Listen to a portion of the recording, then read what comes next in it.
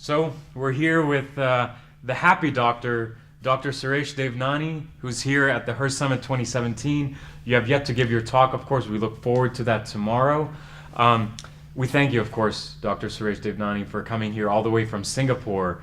And of course, we are actually acquainted through our family as well, which I didn't realize originally when we met each other over LinkedIn. And it's funny how so many times we've met all these different speakers online and on LinkedIn, on Facebook, and how all of you have identified with the cause that we're all about and have come your way and really trying to pay it forward by coming halfway around the world and being a part of this event. So thank you, of course, for coming here. Why don't you tell us a little bit about yourself? You introduce yourself as a happy doctor. Can you describe what that means to us? The happy doctor once was a miserable person, but somehow he selected one day that life shouldn't be about being miserable. Because a lot of people keep saying to themselves that, hey, it's a karma thing, that I'm supposed to feel pain, I'm supposed to suffer. But the truth is, nobody actually has set that guideline for us. Even God told us to be happy. But somehow we human beings have decided that being miserable or being in pain is good. It's a normal thing. And it's part of life, which I do not accept. I feel everyone has every right to be happy, and if somebody has that ability, he should go and spread it out. So that's where it became the title, The Happy Doctor. Wonderful, wonderful. So how does it feel like being here?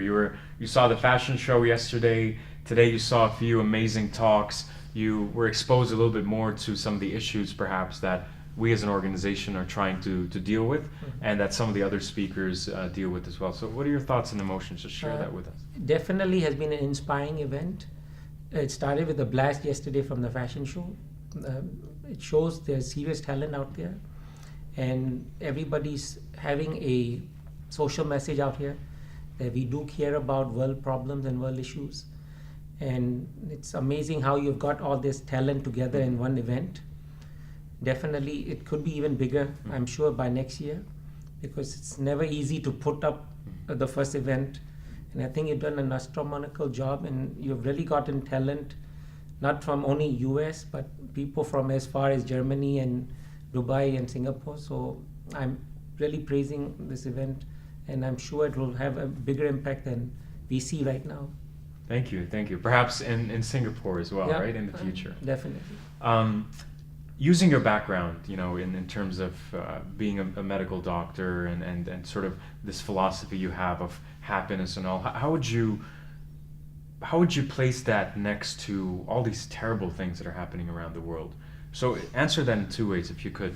One is, if you're a person experiencing such things in one form or another, whether it be domestic abuse or kind of in a situation that you don't want to be, do you have any advice for them? And secondly, do you have any advice for people who want to be a part of such causes in your background and knowledge? How can that perhaps help you become happier? I tell first thing to people is make yourself happy. Connect with your inner self, because if you're not happy yourself, whatever you end up doing will be incomplete and will be really purposeless for you, because nobody can give you happiness. It's an inside journey. So seek your journey first. And when you feel you are in that state where you can actually make a difference, then go out and look for that, and then find the cause that feels most comfortable to you. Because sometimes there might be moments where you might want to go into a certain situation which you're not prepared for, and that might even change your happiness back to the sadness that you started with. So make yourself strong first. And that's why I can do what I can do today, because it's more of a fixing yourself first, and if it works, if you feel you're functioning at 100%, then go seek and try to help them. Right. And one thing I've come to realize also is you can only help those who want help. There's no point of giving help to people who are not ready for it. So, and there's a lot of people who are seeking help. It's just finding the right people and at that right moment, giving it to them. Wonderful.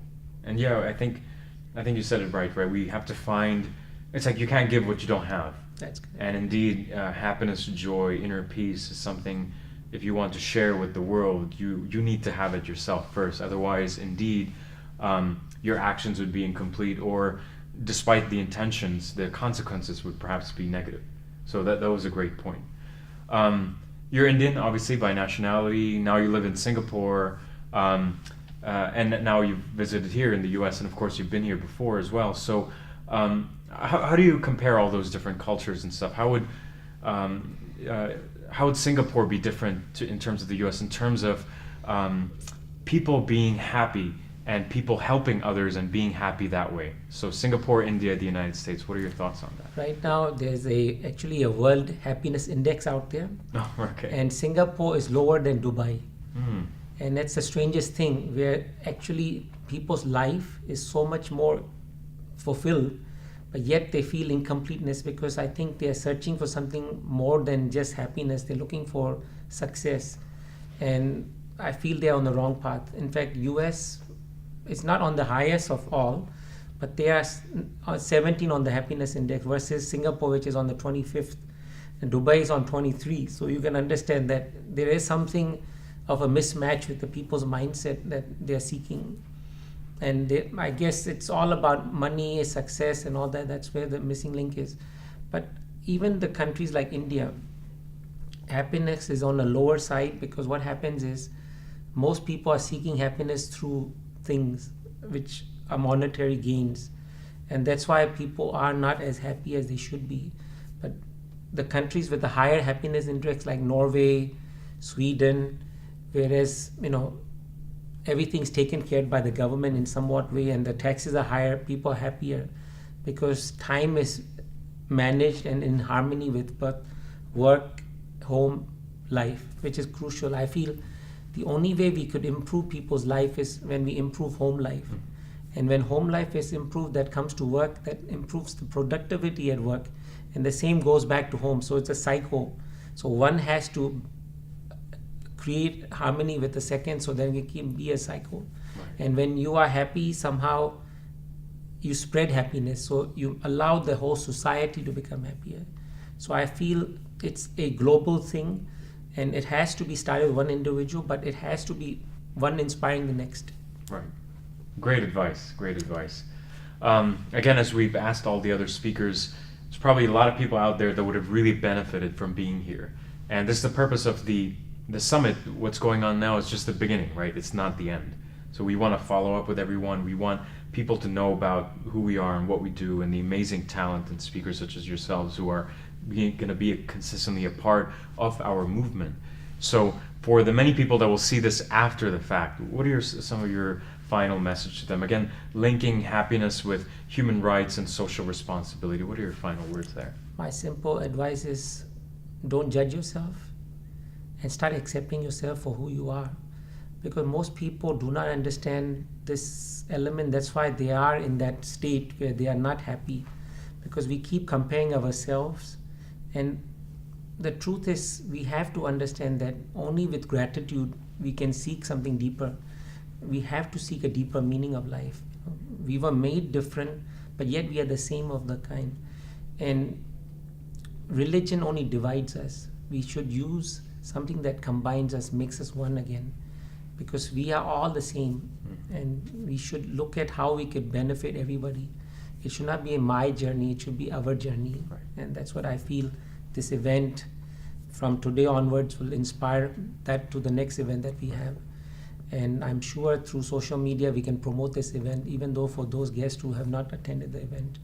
And we can go viral that way as well.